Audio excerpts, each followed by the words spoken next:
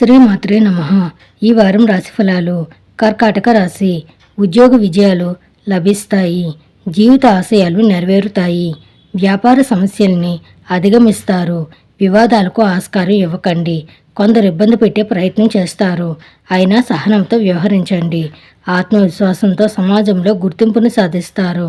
ఆలోచించి నిర్ణయాలు తీసుకోండి. రాశ్యాధిపతి చంద్రుడితో సహా 5 గ్రహాలు అనుకూలంగా ఉన్నందువల్ల ఏ ప్రయత్నమైనా సఫలం అవుతుంది.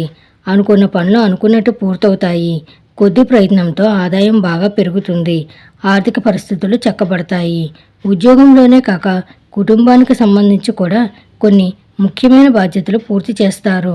తొందరపాటుతో వ్యవహరించవద్దు. బంధుమిత్రులతో ఆచితూచి వ్యవహరించడం మంచిది.